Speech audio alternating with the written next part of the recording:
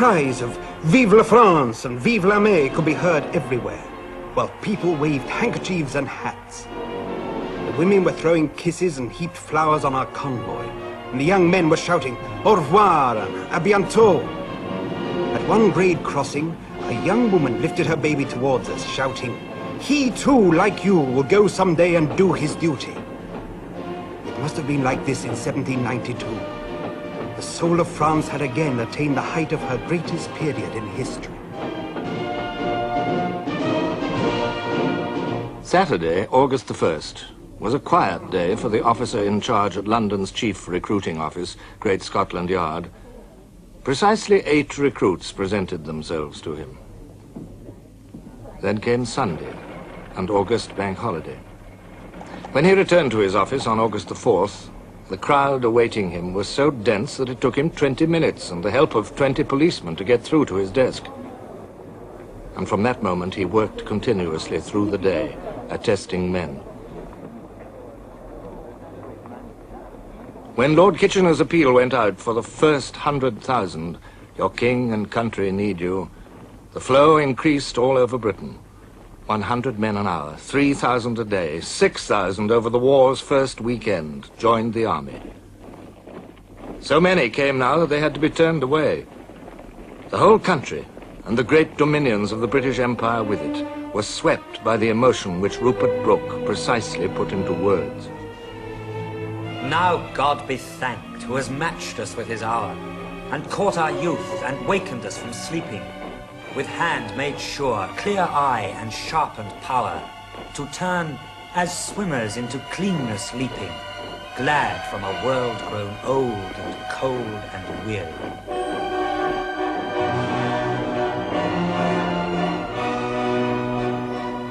Neither religion, nor socialism, nor the most pure pacifism was immune from the surge of this worldwide outburst of passion.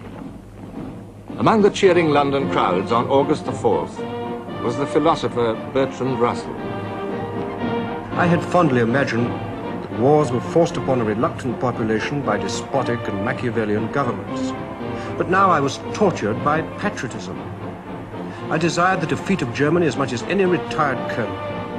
Love of England is very nearly the strongest emotion I possess, and in appearing to set it aside at such a moment, I was making a very difficult renunciation.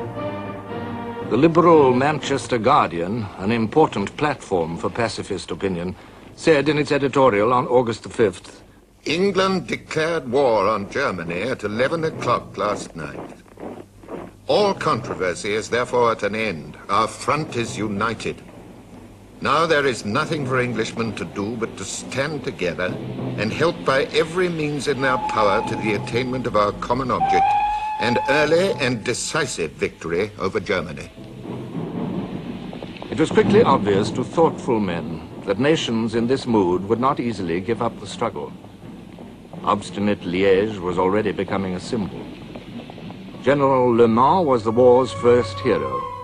The phrase, "gallant little Belgium," was born, adding fuel to the emotionalism of the moment. Behind Liège, the image of a brave king and a resolute people rallying against aggression was firmly planted. The world applauded a small David who did not fear Goliath.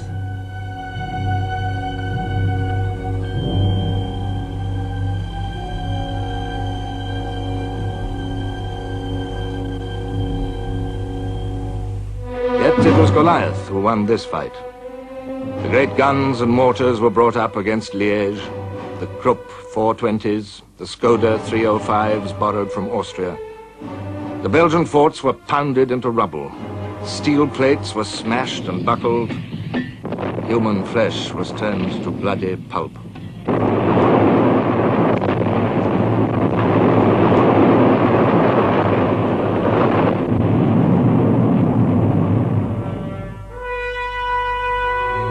General Le Mans was buried under the wreckage and dug out to find himself a prisoner.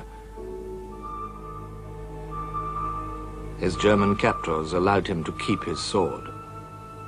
The war was young enough for such gestures, and the Germans could afford them, for with the fall of Liège there was nothing to prevent their masses from pouring into Belgium, towards Brussels and down the River Meuse. The Belgian army could not hope to stop them. It would be up to Belgium's allies. They too were on the move. Carefully in step with Germany, the French army mobilized, called in its reservists, issued them with boots and live ammunition, drafted them to divisions, army corps and armies, and massed them behind the frontier. On foot and by train, horses and men moved to their ordained positions. A regulation was turning into a catchphrase. 40 hommes, 8 chevaux. 40 men or 8 horses. Neither men nor horses found it comfortable. France also had a plan, Plan 17. It was as simple as von Schlieffen's, but scarcely so promising. Whatever the circumstances, it is the Commander-in-Chief's intention to advance, all forces united, to the attack of the German armies. Whatever the circumstances, the French army would advance. Whatever the circumstances, in full strength. Whatever the circumstances, through the lost provinces of Lorraine and Alsace, towards the Rhine. There were few who doubted, for the army was France's pride, a firm rock amid the shifting sands of Republican government. The French infantry was still dressed in the red trousers and the red képis of 50 years before. Like the Germans, most of them were peasants, strong and hardy, more enduring than anyone supposed, and possessing a quality of Gallic fury which was heightened by their mission to attack. Amid the historic costumes of old France, there was a whiff of Africa.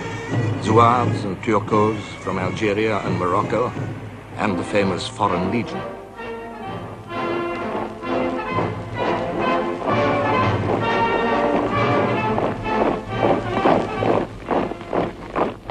Cavalry contained cuirassiers and dragoons whose dress had scarcely changed since Waterloo, and gay chasseurs.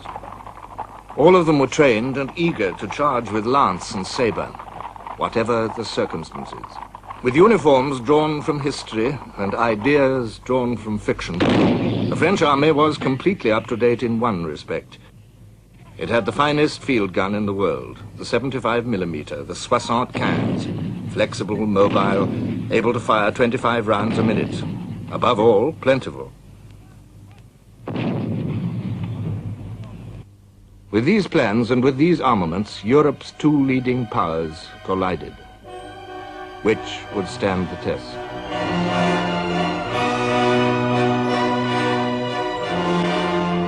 While Germany waited for the fall of Liège to open the way for her masses in the north, the French struck in the south into the green mountains of Alsace. And France, in her turn, was able to make a premature jubilee. Frontier posts were torn down. Mühlhausen once again became Mulhouse. The Germans counterattacked and were soon in Mühlhausen again. The French retreated in such a haste that we actually had to run after them. At first we found heaps of French army blankets, which the soldiers had thrown away. Then we found French greatcoats. Then we found French knapsacks. Then we found French belts with ammunition pouches full of cartridges. And finally, in barns hidden or sitting just on the roadside, the exhausted French soldiers. So each side's plan suffered an early jolt. Each side's pride was shaken.